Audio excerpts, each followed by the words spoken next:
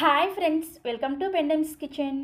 ఈరోజు వీడియోలో చాలా రుచిగా ఈజీగా బేకరీ స్టైల్లో బిస్కెట్లని 2-3 వారాల పాటు నిల్వ ఉండేలాగా ఎలా ప్రిపేర్ చేసుకోవచ్చో చూపించబోతున్నాను. బిస్కెట్స్ చూసారా, చూడగానే ఎవరికైనా సరే తినాలనిపిస్తుంది. చాలా పర్ఫెక్ట్గా వస్తాయి.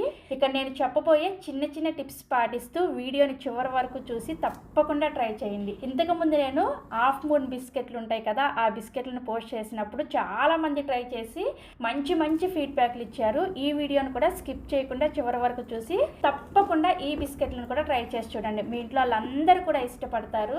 సో ఇక ఏ మాత్రం ఆలస్యం చేయకుండా ఈ బిస్కెట్లను ఎలా ప్రిపేర్ చేసుకోవచ్చో వీడియోలోకి వెళ్ళి చూసేయండి.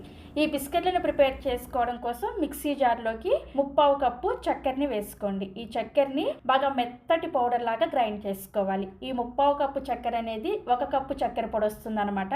మీ దగ్గర ఆల్రెడీ గ్రైండ్ చేసిన చక్కెర పొడి ఉంటే 1 కప్పు చక్కెర పొడిని తీసుకోవచ్చు. చూసారా, చక్కెరని ఇలా బాగా మెత్తగా గ్రైండ్ చేసుకొని తీసుకోవాలి. ఇలా గ్రైండ్ చేసుకున్న ఈ చక్కెర పొడిని ఒక మిక్సింగ్ బౌల్లోకి వేసుకోండి. నెక్స్ట్ ఇందులోకి 1/4 కప్పు ఎలాంటి ఫ్లేవర్ లేని ఆయిల్ని వేసుకోండి. నేనైతే సన్ఫ్లవర్ నూనెను వేసుకుంటున్నాను. మీకు ఒకవేళ నెయ్యి ఫ్లేవర్ నచ్చితే నెయ్యిని వేసుకోవచ్చు, లేదంటే బటర్నైనా సరే వేసుకోవచ్చు. అయితే బటర్ అయితే రూమ్ టెంపరేచర్లో ఉన్న బటర్ని వేసుకోవాలి. ఇంతకుముందు నేను మూన్ బిస్కెట్స్ చేశానని చెప్పాను కదా, అందులో నెయ్యి యూస్ చేశాను. చాలామంది ఆయిల్ యూస్ చేయొచ్చా అక్క అని అడిగారు. అందుకనే ఈ రెసిపీలో నేను ఆయిల్ని యూస్ చేసి చూపిస్తున్నాను. నెక్స్ట్ ఇందులోకి 1/4 కప్పు బాగా వేడిగా ఉన్న పాలను పోసుకోండి. పాలు మాత్రం బాగా వేడిగా ఉండాలి. బాగా వేడిగా ఉన్న పాలను మాత్రమే వేసుకోవాలి. ఇలా వేడి పాలను వేసుకొని బిస్కెట్లు ప్రిపేర్ చేసుకున్నారంటే అచ్చం బేకరీలో లాగా అన్ని బిస్కెట్స్ కూడా గుల్లగా కరకరలాడుతూ చాలా బాగా వస్తాయి. పాలు వేసుకున్న తర్వాత మనం వేసుకున్న ఈ నూనె, చక్కెర పొడి అన్నీ కూడా బాగా కలిసే విధంగా కలుపుకోండి. ఎక్కడా కూడా చక్కెర పొడి అనేది ఉండల్లాగా లేకుండా ఈ పాలు నూనెలో చక్కగా కలిసిపోవాలన్నమాట. ఆ విధంగా కలుపుకోవాలి. చూసారు కదా, ఇలా చక్కగా కలిసిపోయిన తర్వాత ఇప్పుడు ఇందులోకి 3 కప్పుల మైదా పిండిని వేసుకోవాలి. అయితే మైదా పిండిని ఒకేసారి 3 కప్పులు వేసుకోకూడదు. ఫస్ట్ 1 కప్పు మైదా పిండిని వేసుకొని కలుపుకోండి. ఉండలు ఏమీ లేకుండా 1 కప్పు మైదా పిండిని వేసుకొని కలుపుకున్న తర్వాత నెక్స్ట్ ఇప్పుడు 2వ కప్పు మైదా పిండిని వేసుకొని కలుపుకోండి. మీకు మైదా పిండి వద్దు అనుకుంటే చక్కగా మొత్తం గోధుమ పిండి వేసుకొని కూడా ఈ బిస్కెట్లను ప్రిపేర్ చేసుకోవచ్చు.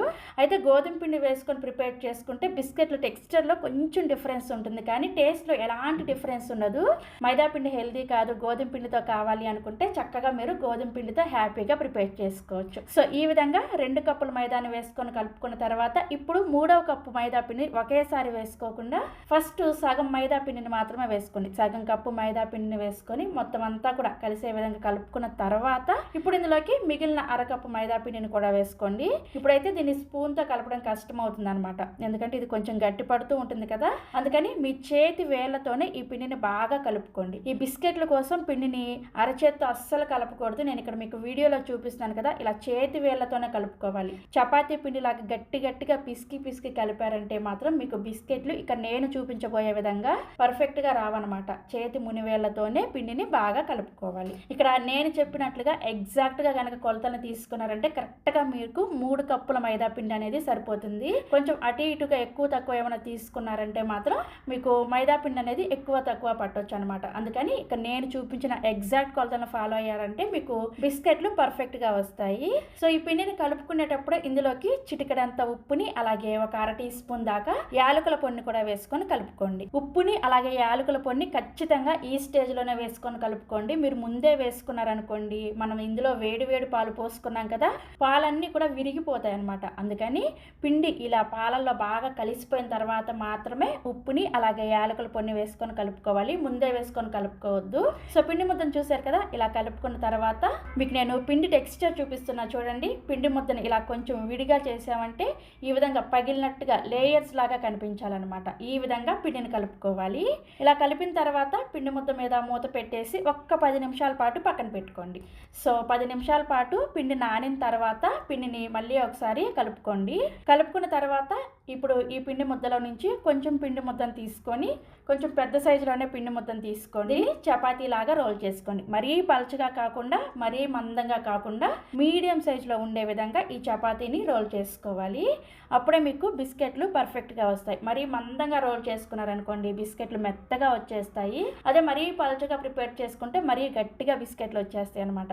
అందుకని మీడియం సైజులోనే చపాతీని ఈ విధంగా రోల్ చేసుకున్న తర్వాత ఇక నేను మీకు వీడియోలో చూపిస్తున్న విధంగా ఏదైనా ఒక వాటర్ బాటిల్ మూతను కానీ లేదంటే ఏదో ఒక బాక్స్ మూతను కానీ రౌండ్ షేప్లో ఉండే ఒక మూతను తీసుకొని ఈ విధంగా ఈ చపాతీని బిస్కెట్ల లాగా కట్ చేసుకోండి. ఇలా బిస్కెట్లను కట్ చేసుకున్న తర్వాత ఈ కార్నర్స్లో ఉన్న పిండి అంతా కూడా తీసేసి మళ్ళీ దీన్ని చపాతీ లాగా రోల్ చేసుకొని బిస్కెట్లను ప్రిపేర్ చేసుకోండి. ఇలా కట్ చేసుకున్న బిస్కెట్లకి వీడియోలో చూపిస్తున్న విధంగా సేమ్ బాటిల్ మూతతోటి ఈ విధంగా డిజైన్ పెట్టుకోండి. ఇలా డిజైన్ పెట్టి ప్రిపేర్ చేశారనుకోండి పిల్లలు పెద్దలు అందరు కూడా చాలా ఇష్టంగా తింటారు ఈ బిస్కెట్లని. డిజైన్ పెట్టిన తర్వాత చూసారా బిస్కెట్ ఎంత చక్కగా ఉందో కదా. ప్లెయిన్గా ఉన్న బిస్కెట్ కన్నా కానీ ఇలా డిజైన్తో ఉన్న బిస్కెట్ అయితే చూడగానే తినాలనిపిస్తుంది. చాలా చాలా రుచిగా ఉంటుంది. ఈ బిస్కెట్లన్నీ కూడా ఒక ప్లేట్లోకి వేసుకోండి. నేను ఇక్కడ ఒక వాయికి సరిపడా బిస్కెట్లు మాత్రమే ప్రిపేర్ చేసుకున్నాను. మిగిలిన వాయి బిస్కెట్లు వేగుతూ ఉంటాయి కదా అప్పుడు ప్రిపేర్ చేసుకుంటాను. ఇలా ఒక వాయికి సరిపడా బిస్కెట్లను వేసుకున్న తర్వాత స్టవ్ మీద కడాయిలోకి డీప్ ఫ్రైకి సరిపడా నూనెను పోసుకొని వేడి చేసుకోండి. నూనె అనేది మీడియం హీట్లో ఉండాలి. బాగా వేడెక్కిపోకూడదు, అలాగని మరీ చల్లగా ఉండకూడదు. మీడియం హీట్లో ఉన్నప్పుడు మాత్రమే ఈ బిస్కెట్లని కడాయికి సరిపడా వేసుకోండి. మరీ ఎక్కువగా వేసేసుకున్నారనుకోండి ఇవి ఒకదానికొకటి అతుక్కుపోయే ఛాన్స్ ఉంటుంది అనమాట. అందుకని కడాయికి సరిపడా మాత్రమే ఈ బిస్కెట్లని వేసుకోండి. నూనె మాత్రం ఓవర్ హీట్లో కనుక ఉందంటే మాత్రం బిస్కెట్లు మీకు అస్సలు వేగవన్నమాట. అందుకని జాగ్రత్తగా నూనె విషయంలో మాత్రం చాలా జాగ్రత్తగా ఉండాలి. మీడియం హీట్లో మాత్రమే నూనె ఉండాలన్నమాట. సో ఈ బిస్కెట్లను వేసిన వెంటనే కదపకూడదు. ఒక్క 2 నిమిషాల పాటు అలా వెయిట్ చేశారనుకోండి బిస్కెట్లు వాటంతటవే ఇలా చక్కగా పైకి తేలుతాయి. ఇలా పైకి తేలిన తర్వాత ఇప్పుడు గరిటతో అటు ఇటు తిప్పుకుంటూ ఖచ్చితంగా లో టు మీడియం ఫ్లేమ్లో మాత్రమే బిస్కెట్ లోపల వరకు వేగేంత వరకు కలుపుకుంటూ వేయించుకోండి. మీరు హై ఫ్లేమ్లో వేయించుకున్నారనుకోండి ఇవి తొందరగా రంగు వచ్చేస్తాయి. దీంట్లో మనం చక్కెర వేసుకున్నాం కాబట్టి రంగు తొందరగా వచ్చేస్తాయి, లోపల పచ్చి పచ్చిగా ఉంటాయి అనమాట. అందుకని ఖచ్చితంగా వీలైనంత వరకు లో టు మీడియం ఫ్లేమ్లోనే ఈ బిస్కెట్లు చక్కగా వేగి మంచి రంగు వచ్చేంత వరకు వేయించుకోండి. చూసారా బిస్కెట్లు ఇలా మంచి రంగు వచ్చిన తర్వాత ఒక ప్లేట్లోకి తీసేసుకోండి. ఇలా జాలి గిన్నెలో వేసుకున్నారంటే ఎక్స్ట్రా ఆయిల్ అంతా కూడా పోతుంది అనమాట. అలాగే ఈ బిస్కెట్లు ఎక్కువ నూనెను కూడా పీల్చుకోవు, చాలా చాలా పర్ఫెక్ట్గా వస్తాయి. ఇదే విధంగా రెండో బిస్కెట్లను కూడా వేయించుకుంటున్నాను నేను. సో ఈ విధంగా బిస్కెట్లు అన్నీ కూడా వేయించుకొని చక్కగా పూర్తిగా చల్లారిన తర్వాత ఎయిర్టైట్ డబ్బాలో స్టోర్ చేసుకున్నారంటే 2-3 వారాల పాటు ఫ్రెష్గా ఉంటాయి. అయితే ఈ బిస్కెట్లు వేడిగా ఉన్నప్పుడు మాత్రం కొంచెం మెత్తగా ఉంటాయి, కంగారు పడాల్సిన అవసరం ఏమీ లేదు. పూర్తిగా చల్లారిన తర్వాత చక్కగా వస్తాయి అనమాట. చూసారా బిస్కెట్ ఇక్కడ నేను మీకు ఒకటి తుంచి చూపిస్తున్నాను. ఈ విధంగా చాలా పర్ఫెక్ట్గా వస్తాయి. అయితే ఇక్కడ నేను చెప్పినట్లుగా చపాతీని మరీ మందంగా ప్రిపేర్ చేసుకోకూడదు, అలాగే మరీ పలచగా ప్రిపేర్ చేసుకోకూడదు. మందంగా ప్రిపేర్ చేసుకుంటే బిస్కెట్లు మెత్తగా వస్తాయి, పలచగా ప్రిపేర్ చేసుకుంటే పప్పు చెక్కలాగా వస్తాయి అనమాట. సో మీడియంగా ప్రిపేర్ చేసుకుంటేనే ఈ బిస్కెట్లు మీకు పర్ఫెక్ట్గా వస్తాయి. సో తప్పకుండా ఇక్కడ నేను చెప్పిన టిప్స్ని పాటిస్తూ ఈ బిస్కెట్లని ఒక్కసారైనా సరే ట్రై చేసి చూడండి. పిల్లలు పెద్దలు అందరు కూడా ఇష్టంగా తింటారు. మరిన్ని ఎమ్మీ అండ్ టేస్టీ రెసిపీస్ కోసం వెంటనే మన పెండెమ్స్ కిచెన్ని సబ్స్క్రైబ్ చేసేసుకోండి. Thank you.